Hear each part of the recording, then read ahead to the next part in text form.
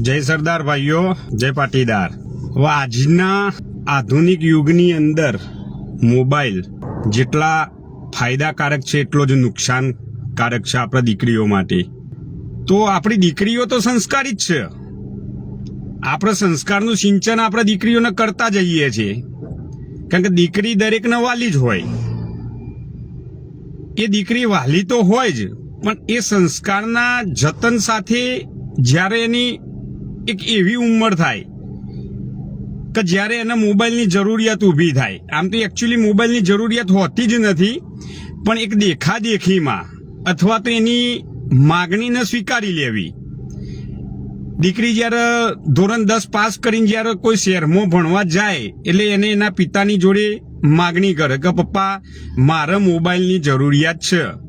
તો ખરેખર આપણા કાકા ભાઈઓ આપણી મોટી બહેનો પણ શહેરોમાં ભણેલી જ છે, નથી ભણી એવું છે જ નહીં। અને એ વખતે આપણે કેમ મોબાઈલ એમને આપતા, છતાં પણ સારી રીતે ભણેલી જ છે। એવું જરૂરી નથી કે ઓનલાઈન ભણવા માટે મોબાઈલ આપી દેવો। તો એ મોબાઈલ કેમ, તો એ પ્રશ્ન આજે કેમ જરૂરિયાત છે, તો આજે એનો સીધો જ સંપર્ક મોબાઈલ, એ મોબાઈલથી દરેક સમાજની દીકરીઓ માટે અને એમના માતા પિતા માટે એટલા માટે કહેવું જરૂરી છે કે મોબાઈલની અંદર એટલી બધી ડિજિટલ અત્યારે યુગ છે કે આજે એક મેસેજ જો એક એવી એપ્લિકેશનથી કરવામાં આવશે, એક જ સેકન્ડની અંદર મોકલેલા મેસેજ તમે માતા પિતા કે દીકરીનો ભાઈ જોઈ નહીં શકે।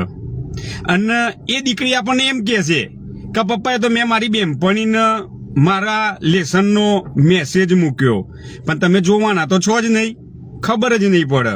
એટલે એ મેસેજ કયો જાય છે એ ખબર નથી। અને દીકરીઓને ખાસ કહું, એક વખતે જે વસ્તુ તમે સોશિયલ મીડિયાની અંદર મૂક્યું, કોઈ બી વસ્તુ, ચાહે વોટ્સઅપમાં હોય, તમે પ્રાઇવેટ સેટિંગ કરીને મૂકેલું હોય, છતાં પણ આજે મોબાઈલ એક એવી વસ્તુ છે, તમારો મોબાઈલથી બીજા મોબાઈલ દ્વારા ફોટો પાડી લેવામાં આવે અને જ્યારે તમારી દીકરી એક પુખ્ત વયની થાય, જ્યારે સંબંધ કરવાની વાત આવે એ જ દિવસે તમારા તમામ મોકલેલા ફોટા એને વાયરલ કરવામાં આવી જાય, જેનાથી તમને બ્લેકમેલિંગ કરવામાં આવે, તમારે તાબે થવું પડે।